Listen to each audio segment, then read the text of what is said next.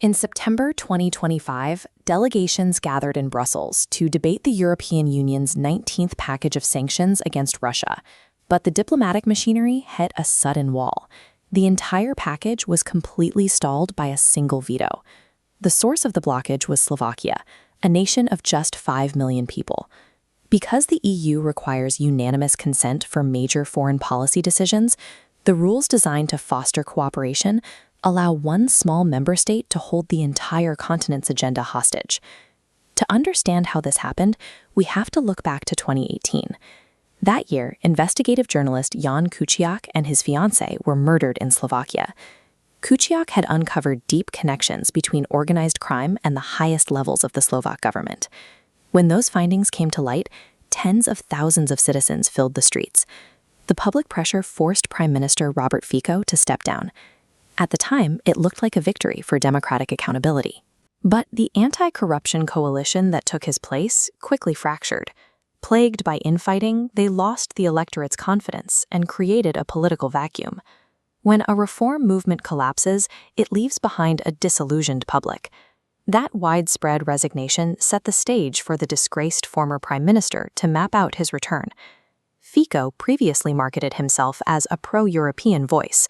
For his 2023 campaign, he replaced that platform with a nationalistic stance targeting the economic frustrations of rural voters. He latched on to localized anxieties, like an uptick in brown bear encounters in rural towns, and elevated them into national crises. His campaign argued that the inability to handle these local issues was the fault of Western influence and non-governmental organizations meddling in Slovak affairs. When political messaging prioritizes manufactured fear over objective reality, even a problem as simple as a bear in a garbage bin becomes a tool to deepen the rift between the rural population and the urban institutions they no longer trust.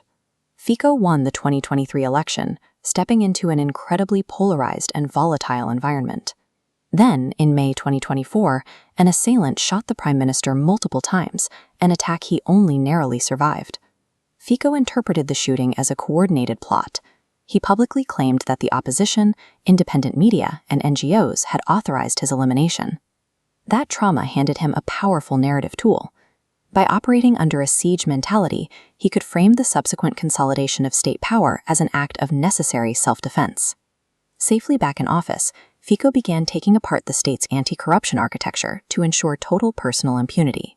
First, he wound up the Special Prosecutor's Office. Then, he abolished the National Crime Agency, effectively removing the police force tasked with investigating the government. Finally, he slashed the statutes of limitation. This legal change forced the state to drop active criminal investigations into his own inner circle. This is a deliberate rewriting of a nation's criminal code to place a sitting leader above the law. As the legal barriers fell, the government began targeting and punishing its domestic critics.